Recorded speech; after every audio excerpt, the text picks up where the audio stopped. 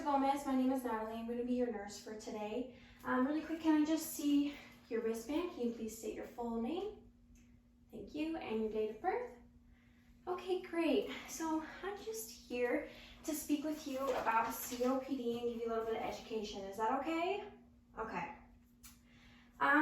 So you have a disease known as COPD, which stands for chronic obstructive pulmonary disorder. And this disease can be caused by two things.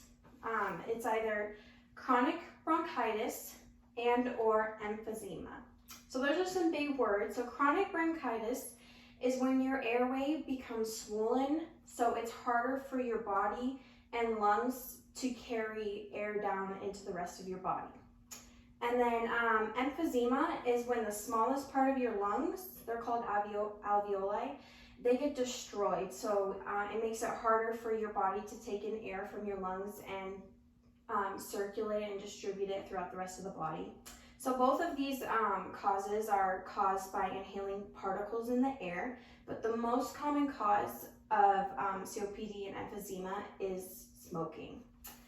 So in order to diagnose COPD, there's a couple tests that we do. So the first test is called arterial blood gas analysis. So this test tests your blood in order to see how much oxygen is actually getting into your body and your bloodstream. And it also tests how much CO2, which is what you breathe out of your body when you breathe out. It tests how much CO2 is leaving your body as well.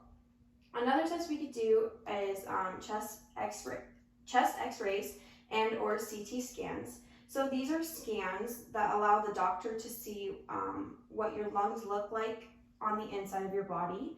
And this can help them identify, once again, those causes COPD, which are emphysema and chronic bronchitis. And then another test that the doctor might do to diagnose is the lung function test. And this test measures how much air you can breathe in and out.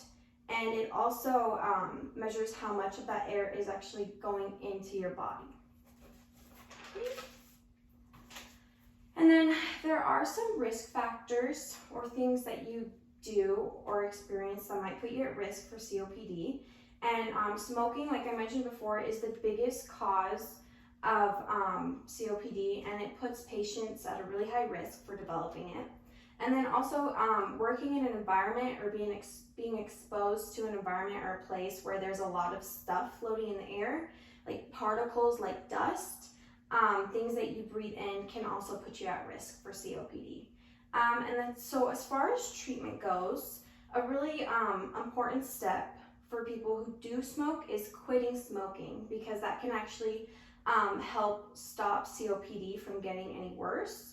And there are also medications that help open up the airways in your lungs that can help with COPD. Some examples would be inhalers, like I know you have albuterol, and that medication helps open things up inside of your lungs.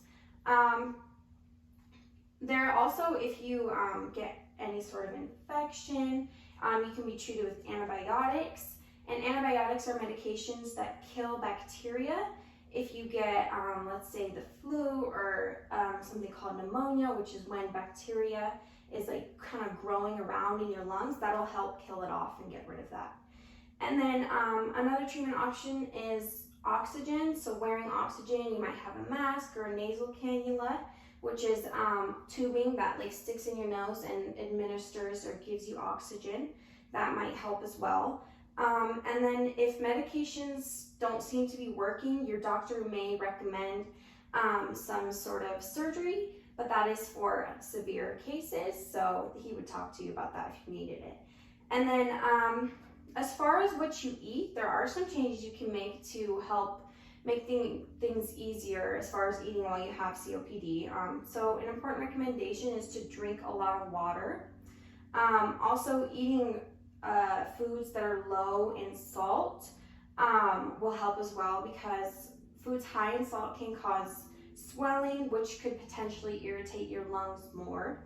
And then it's also a good idea to rest before you eat, so that way you have the energy to completely finish your meals and eat them. And then it's also recommended that you eat smaller meals more often. That way, like, you can just actually finish eating them and completely eat the meal. And then also, it would be a good thing if you avoided foods that make you bloat. So bloating is when you eat something and then your stomach kind of feels distended. That's bloating. That bloating could potentially irritate your lungs as well. And then also consider eating foods that are healthy overall. So fruits, vegetables, make sure you're getting protein in, things like that. So that's mostly what I would come here to talk to you about. Do you have any questions for me? No? Okay, well, if you need anything, let me know.